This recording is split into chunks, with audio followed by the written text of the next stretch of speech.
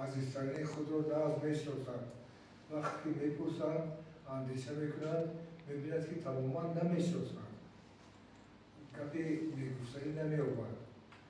به قول استاد میگم وقتی استاد باقر علمزاده خوجه خیزری قلمکشان بودند.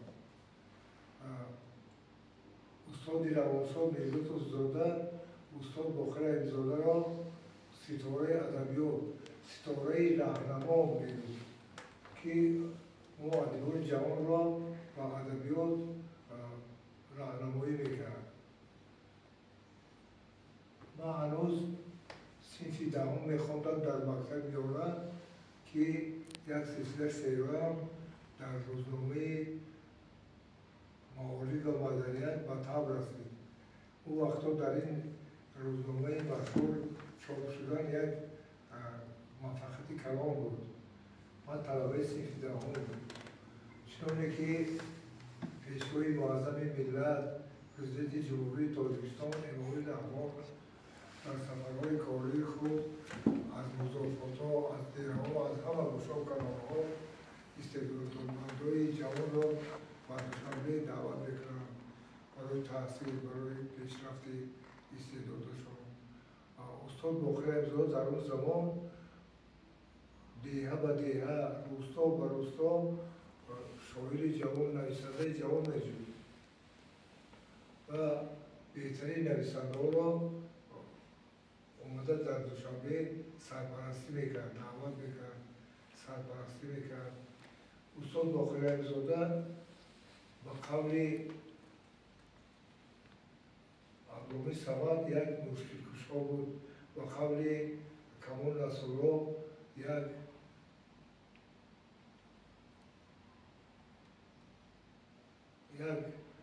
پیری که مریدا از اون مراد طلب میکردند. و برای من هم استاد یک مادر معنوی بودند.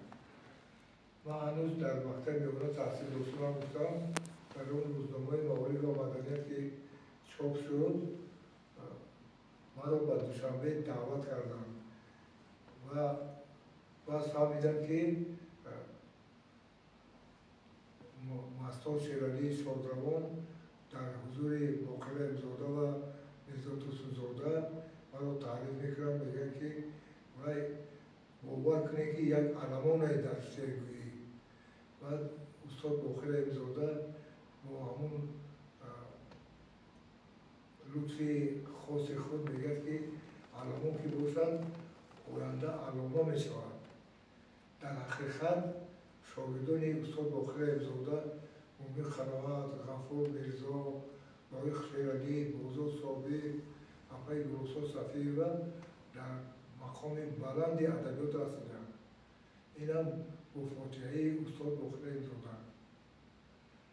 من وقتی که باری اول اومدم دیدم از چهره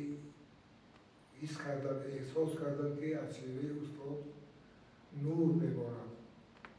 باور کنید من یک پسر شفیار اکی شایشتنی من در رومان بود، لیکن مرا با توصیه استاد و شعبه روزنامه نگاری دانشکده دولتی تاجدار قبول کردند که در وقت داخل شوی برای یک جا 27 داوطلب بود. من داخل شدم در مدی اول با نامه استاد باقر علمزاده. بعد به من فقط پر میدادن که منور احمد هیچ وقت با ستایش دیگران داده نشوم و این پر تا امروز در گوشی من است و تعریف دیگران داده نشوم. زحمت کس این شاعری ایجادکاری فقط زحمت میتواند. اگر یک فایز زحمت ایجادی استعداد باشد 99 فایز رنج کشیدن، محنت کردن و هر گاهی که نزد استاد می آمدم شعری نوام رو که می خوندم معلم چشمش کمتر خیره بود، برای همین ما خودم شعرم رو می خوندم میخوندم من حس میکردم که اگر یک عباره یک کلمه توضیحی که استاد اگر از ما میشوندن از دو خسته چنون ذوق میبودن او میکردن روزی برقص میدونن از خودسندی از موفقیت شاگردان خیلی خودسند بودم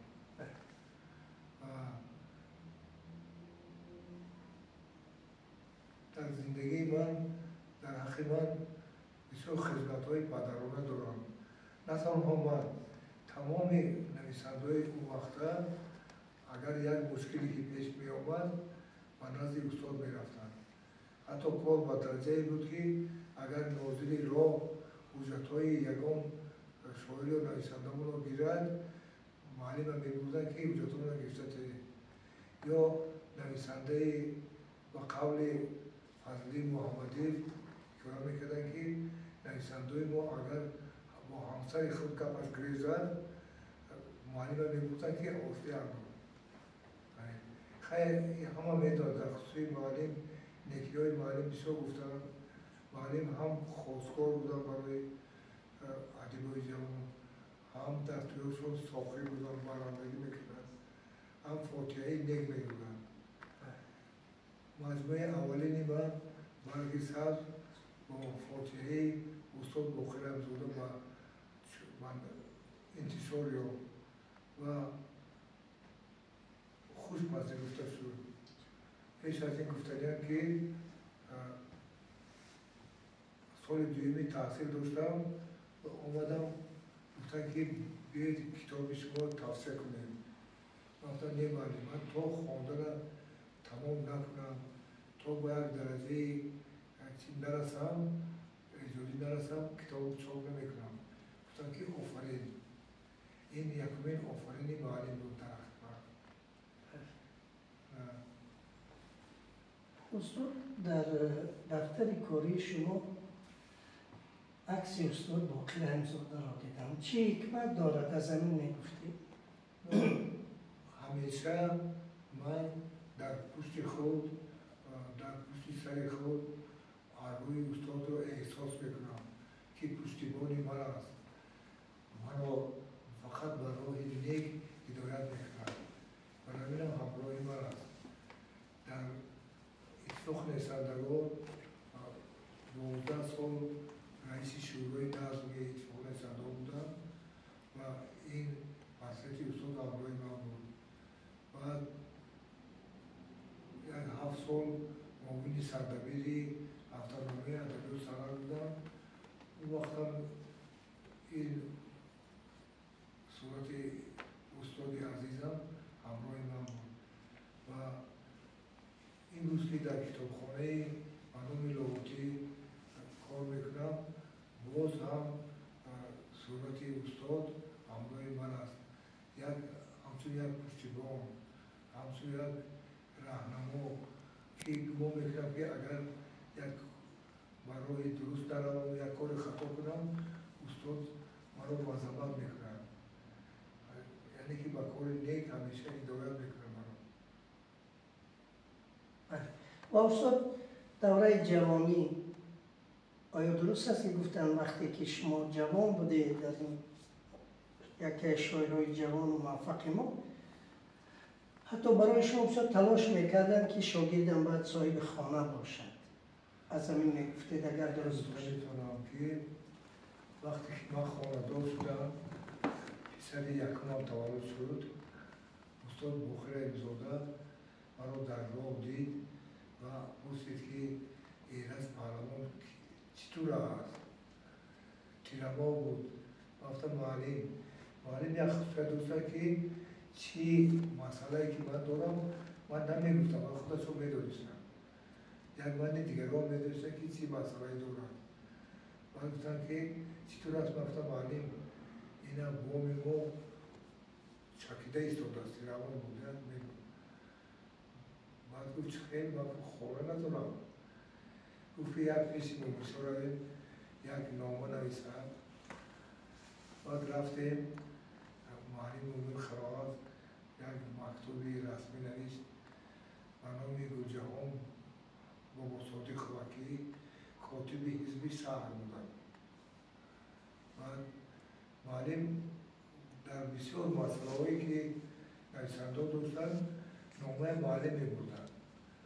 خیلی نمی‌فرستادن، معلم می‌بردن اون مسئله حل می‌کرد. امروز فکر می‌کنم که بعدتر من راهبرای بسیار دیدم. وقتی که نامه می‌گیرن می‌برن پیش راهبریت جمهوری، اول مسئله خودشون رو میگن. برای همین مسئله صبح حل نمی‌شود. لیکن معلم برای مسئله دیگران میره، برای دستگیری دیگران میره، برای خودش نمیرفته چند. استاد باقی نمی‌تونم. برای وقتی که پیش یک دو جوان به اصولی خواه رفتن، روز جمعه رفتن، هفته دیگر از روز سه‌شنبه با من خانه دادن. از کوچه مایکوفسکی یک دو خانگی دادن. این خیلی آسان حل شد. اون وقت خانگی خیلی مشکل بود. یک من نه استاد برای استاد بزرگ صابرم استاد بخیر زدن تلاش کردن یک خانه گیرید، یک پنجخانگی برای مجله صدای شهر. استاد بزرگ صابر در مجله صدای شهر کار میکرد. بعد خانه نوی نویسنده که ساخته شده بود، ساخته ایستادن بودن، بزرگ صابر رد کرد و به این خانه کمال رسولا گذاشت در پنجخانگی. یا که میتونیم نامه کنیم جمعه آدینه یکی از نویسنده‌های پیشرفته ما بودن، خانه نداشتن، برای اون کس خانه گرفته بودن. عموما همون نویسنده‌هایی که همون سال زندگی میکردن همون نیکی استاد رو دیدگی هست. برای همین وقتی استاد از دنیا گذاشتن گفتن که یگانه آدمی که دشمن نداشت و همون فقط نیکی کرده. سراپا مجسمه نیکی بود استاد. در همون سالهای جوانی من به خاطرم آمد معلم در اتفاق نویسندگان یک صندوق یاری داشتن. من ادیبای جوان یاردن میکردم. من و کمال رسولov و فستیوال شاعران جوان و اشخابور میرفتیم. آمدیم نزدیک یکون دیاری طلب. لیکن نه کمال جرأت میکرد نه من. معلم نیا کرد گفتن که خیلی تایی خطر بکنم یا چی بیو مفعول دارم. انا یک چیز دیگر در خاطرم آمد وقتی که خیلی نوروزخوار بودیم گوه بی پول هم میموندیم. بعد یک وقت ما پول نیست. بوغانتیر رفتم گفتن که پول نداره قرض گیرم. بعد اومدم خانه فکر کردم. بعد از بیکاری از جیبان کتابی که پیش آمد آمد گرفتم. بینم که کتابی استاد بخیر امزاده هست. کسویم در میان است یک چند تا صد سومن. بعد آفرین که اولم چی کم باید؟ من گفتم که حاضرم ارباب استاد بخیر امزاده رو مددکار بینید در میان کتاب شد پول موندگی. من هم یکم وقت خودم پول موندگی فراموش کردیم. همین یک حکمتی دارد. یعنی که ارباب اصلا حاضرم مددکاری ما است. ارباب جاویدان است. من افسوس میخورم که استاد نیستن شعرهای امروزه مرا میخواندن. من خودم حکومت میکرد که شعرهای من بسیار پیش رفتگی نسبت سالهای جوانی. شاید من با باوری اون کس امروز سزاوار هستم یا نه. درباره شعرش استاد، شعرش هم یعنی وزن و قافیه و وزن امروز خوب میدانستن از این بگوییم. همین در میان همقلمان دوستان خود استاد بخیر امزاده شعر سنتی را شعر کلاسیکی را خیلی خوب میدانید. در شعرش اذیت عروض قریب غلطی دیده نمیشود و همیشه در شعرش رو بینید فقط نیکی است. فقط نیکی. و هم در شعر سنتی کلاسیکی یعنی هم در تازه پردازی هم طرفداری تازه پردازی در شعر بودن. اون شعرهایی که شب مهتاب اونو در نوان سال سروده میشد. خیلی سروده مخصوص و رسپوبلیکای ما درست است. یا که در خصوص شهر دوشنبه بهترین شعر استاد بخاری عبدالله گفتگی. عجب شعر شد. همون شعر بله. واقعا بسیار از اشعار استاد سروده شده است، یعنی با آهنگ بسته شده است. یک شعر دیگر داشت استاد از اسدالله عطااللهیف میخواندم: در دفتر باقی نرود حرف خطا هست. بهتون نروام سعید سبا همین را استاد گویه، پرش گویه. من پروس اصلا نه، همین دو میسر را دبره بیشه این بشه. غزل است. بهتون نروام سعید سمرخند و بخارا در دفتر باقی نرود حرف خطا هست. در خصوص شعرشون گفتم میتونم که هنوز زنده بودن و مناسبت جشن زابروز است که ببینم میتونم دو جلده شدن نشریات ادیب چاپ کرد و در اونجا خطاهای بسیاری گذاشتگی. بعد یک سال اثر نو قرار شد که همین دو جلده اثر نو چاپ شدن. بعد معلم با من باوری کردم، با من دادن که همه خام تیار کنم. برای که چشمش خیلی شد. من همون دو جلده من آماده کردم، یکم جلدش دیدن که دویم جلد علاقه از دنیا رو ترک کردم.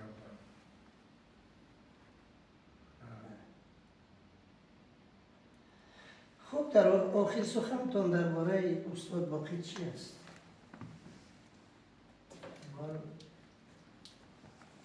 من میکنم که استاد باقی امزاده، استاد روانشناس، زنده‌یار و خیلی شخصیت ناتکرار است. دیگر این خیلی تکرار نمی شود که غم همه افراد او غم خودش نه و همه دستی با دست رسند. همین در نزد حکومت، در نزد طبقه‌های بالا بسیار معتبر بودن، بسیار دوست داشتن. خیلی نویسنده دیگه تکرار نمی شود. اعتباری بلند داشتن، کمشون می‌گذشت. خیلی امروز هم خیلی مربی در کار که همین مرباش خوبه. درست.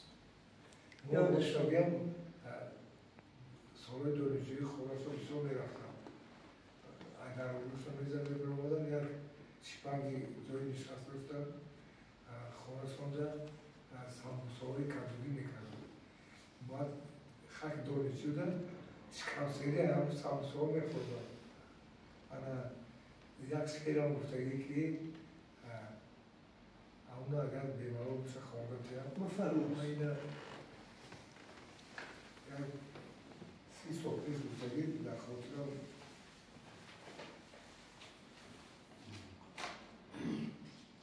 عینک در کار نیست استاد؟ اونه بس نخزن خودی میکنم از جمعه گرفتی مرحبا. خانه باقی در این زاده در پیش دری ساده تو از خانه و خانواده تو استاد تو را صدا کند باز شاهدی هنوز ساده تو افسوس دیگر نمی نمایی دیداری عزیز و آشنای از چهره روشن تو مانده در خانه تو روشنایی دیوار تو باز هم سفید است درگاه تو خانه امید است انشای تو چون بسر نوشتم از حرف نوشتم پدید است بی پیر جهان با کس نپیرد اندرز تو چون دعا نمیرد در خانه تو از خانه تو به تو گر خورم نام چون گرید روی ما بگیرد چون گرید